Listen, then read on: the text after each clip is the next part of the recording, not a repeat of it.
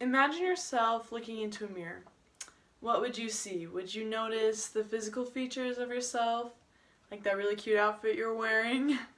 Or would you notice your talents and your beliefs, what you believe in and the things that you're good at? For this activity, I want you to think of everything, your talents, your beliefs. I'm thinking of those altogether. Those things are your self-concept, and your self-concept is exactly those things: what you perceive of yourself and how you perceive of yourself. And today we're going to be talking a little bit in depth about that. I'm going to give you an example of a self-concept. I'll use myself as an example. You're pretty lucky. I'm pretty cool. At least I like to think that. And then second, we're going to be talking about some factors that influence your self-concept. And third, we're going to be talking about what to do if you don't like your self-concept. Can you change it, or will you change it? I think I'm a reliable source to talk about this because I'm talking about myself, and I like to think I know myself pretty good. So you can use me as an example and apply it to your own life. So let's talk about an example of self-concept. So my self-concept, as I see myself, is I'm an athletic, blue-eyed, blonde-haired, tallish, creative. I love to paint. I love to draw. I love to be outdoors and experience nature, go on adventures. I like to treat others how I wanted to be treated, how I want to be treated. I like to think of myself as independent, and I know I have a fear of missing out. I really want to do fun things that other people are doing. And I'm very competitive. So, last one, most important, I love food too. Anyways, that's just an example of a self-concept that has not stayed the same over the years. It's changed. A lot of things have influenced it. And that's my second point, is that many factors influence your self-concept, and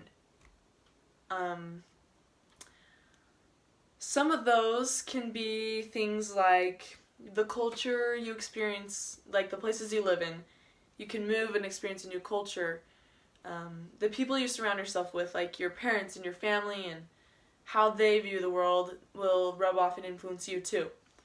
It can also be your religion or specific events in your life that have happened that maybe left a big impact on you.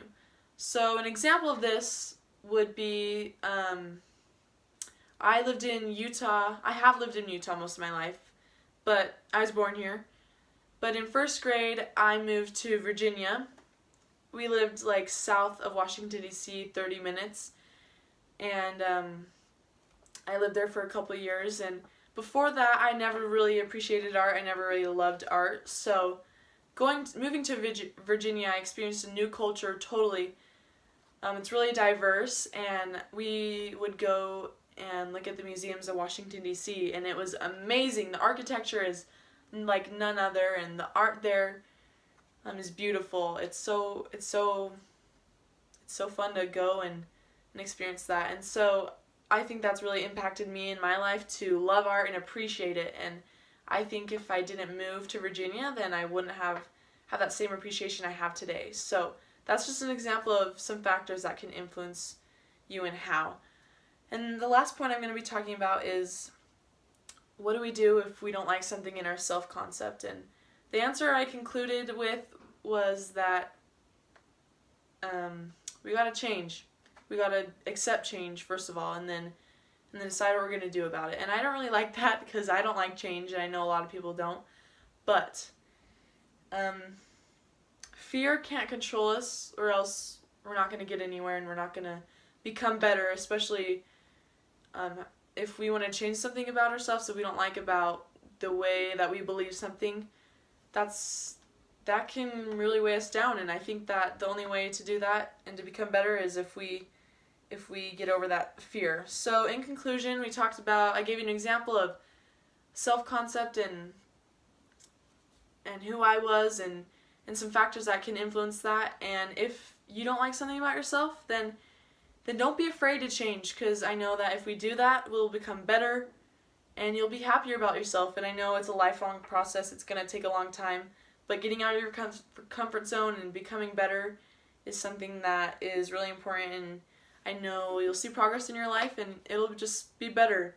So next time you look in the mirror, think of the things that you like about yourself, including your talents and your beliefs. And if you want to change something, don't be afraid to.